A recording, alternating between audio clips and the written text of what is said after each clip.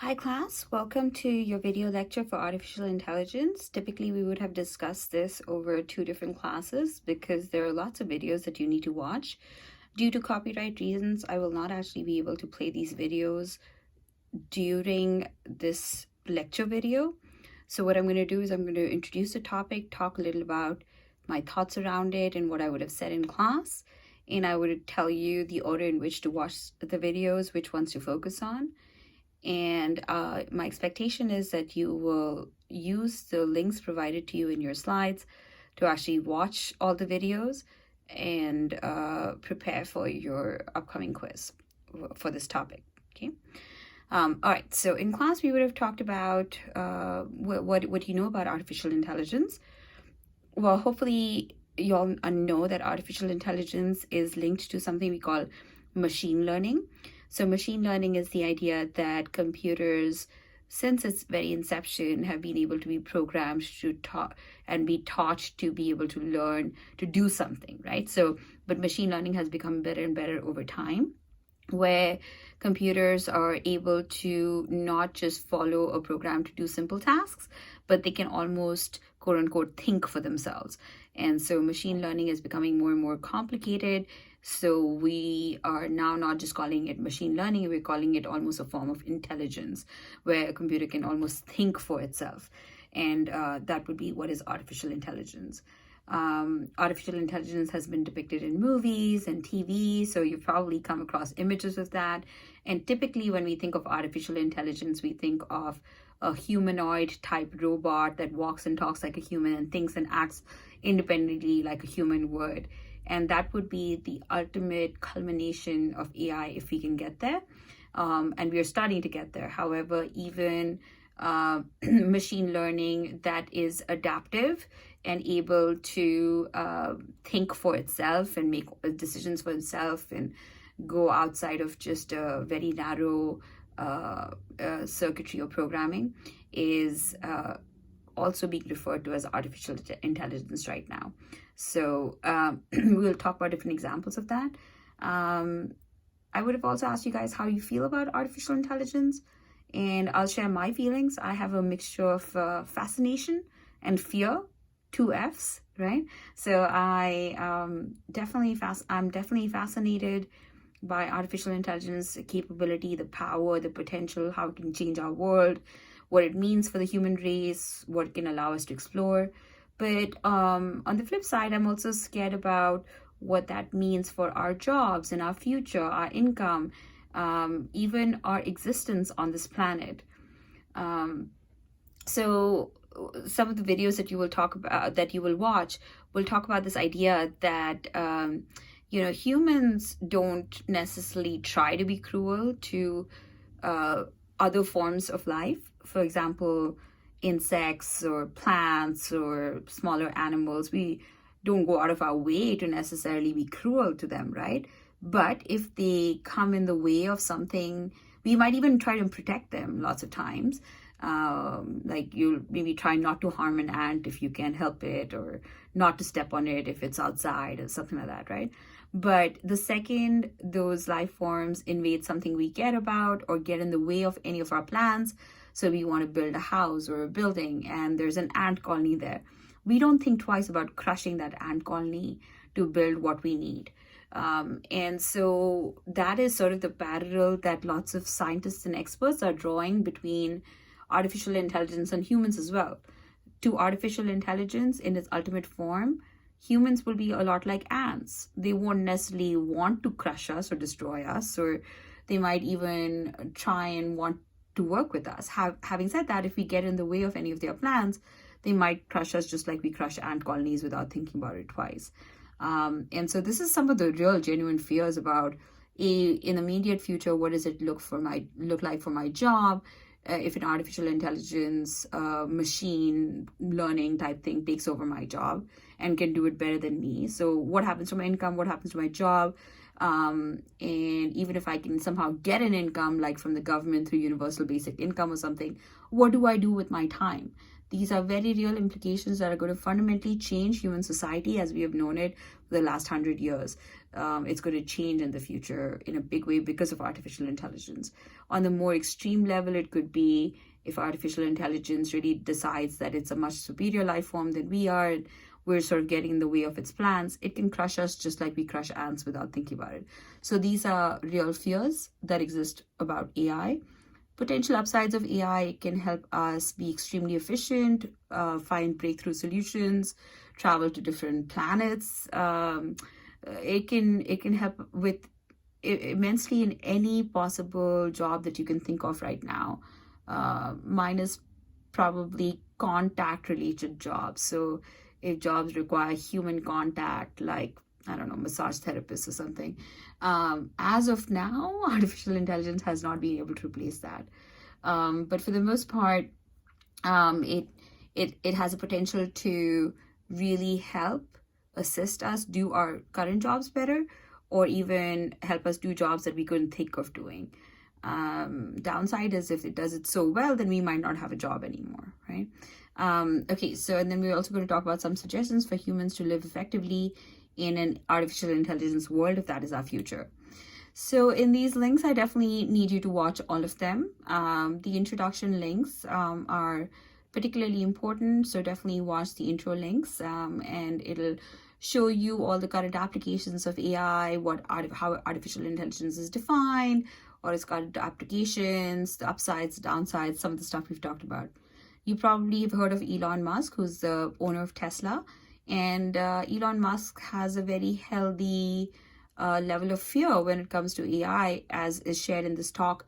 And he strongly is encouraging governments and leaders of industry to have protocols in place when they develop AI, and not to willy-nilly just try and outdo each other in the race of developing the smartest AI, because that can really disrupt the world. So we need to have some controls or protocols, checks and balances in place as we develop this thing.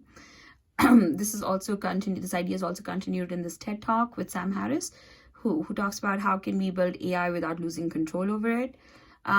These two links talk about robots or artificial intelligence coming for your jobs. And so there's an actual calculator over here of, will your job be done by a machine, and if so, in what time frame, in how many years. And so definitely watch those. Also, some applications of AI that you might not be aware of. Okay, so you guys have probably heard of the humanoid-looking robot Sophia. She was developed in California by a bunch of maverick scientists and researchers, and she has now been granted Saudi Arabian citizenship. When she was first created, somebody asked her, what would you do with the human race? And she said, I think I would just kill them. And so people started getting really afraid. But now she has been programmed to have more empathy for humans and to like humans more and work with them better. So she's now more pro-human. However, there are others that are developing robots that might not be pro-human.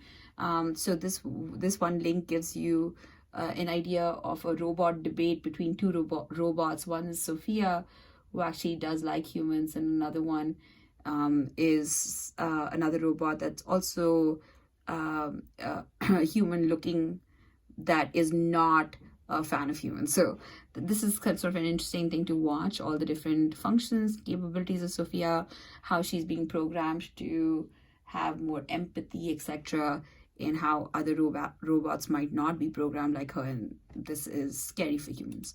Okay, there's other cool robots that you should also look at these links to check out. This one, Boston Dynamics Spot Mini Robot, looks a lot like a robot in a show called Black Mirror. I've asked you guys to watch Black Mirror on Netflix, and there's some episodes in Black Mirror that show these robots that can jump, run, almost like dogs. And Spot Mini, which was developed by Boston Dynamics, also has very similar capabilities. It actually let itself out of its laboratory that was created in it. It opened the door and let itself out. It can jump, it can correct itself if it's fallen down. This other robot was the most lifelike looking robot developed by a Japanese scientist that you might want to check out as well. As you can imagine, artificial intelligence can be hugely positive for the GDP and economy. It can help us be a lot more productive than we could have ever imagined being. So it could be a huge fuel for growth. And Accenture, which is a consulting firm, has started to develop some guidelines on how we should govern, design, and monitor artificial intelligence. There's also talk about how if artificial intelligence does take over the current human jobs, how humans need to reskill and learn new skills so that they can still have some jobs to do in the future. Okay, so these are other links that I definitely want you to check out about artificial intelligence and business, impact on business strategy, business on the economy. This is an interesting one. Some people are saying that artificial intelligence might not be able to replace human jobs that require empathy. And empathy is seen as a very human trait that would be hard to mimic in artificial intelligence.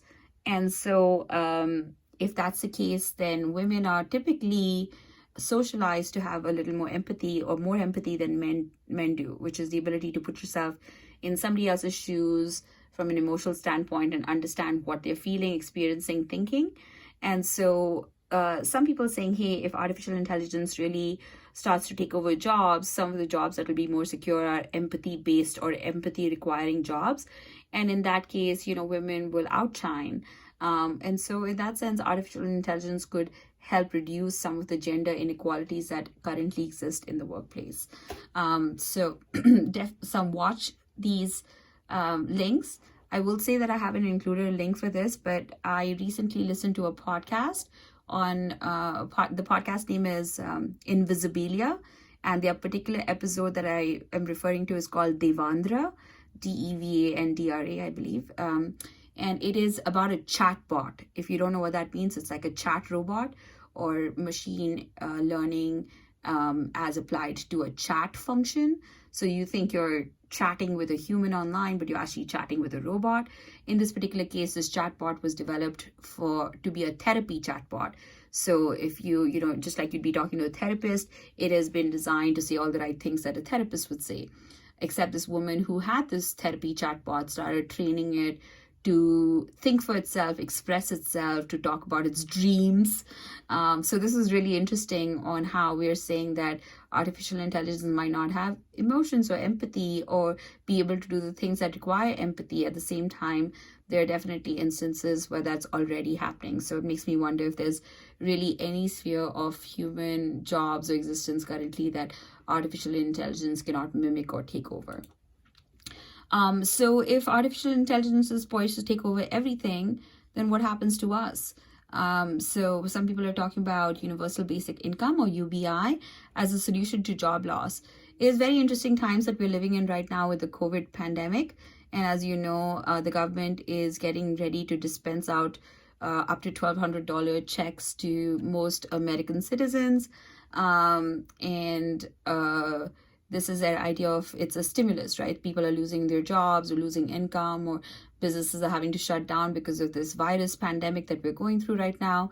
And so the government is finding money to basically give everybody money so that the economy doesn't shut down. So universal basic income is a similar idea, which is what if we received something like every single human or every single citizen in the US, for example, received $1,000 a month, whether they had a job or not, whether they had income or not. And so the income would be universal. And the reason it's called basic is the idea that it would hopefully provide for at least your basic needs. And it would create a floor beyond which you cannot fall. So, you cannot be too poor. You will have at least your basic needs met. And places like Finland have already started experimenting with UBI. And in the US, in some ways, we're going to experiment with UBI because of this pandemic, just for at least a month. But the idea is if you give everybody $1,000 a month, that when people spend that money, they'll start businesses, go to school, and that money will multiply. And in the economy, that the GDP for every $1,000 given to a person will actually grow to like $1,500, $2,000 when multiplied across how they spend it. So it might actually be a really good thing for humans. And so the idea is, if artificial intelligence takes over all the jobs, can we still have income so that we can still live? And then it would be a matter of, what do we apply our talents to?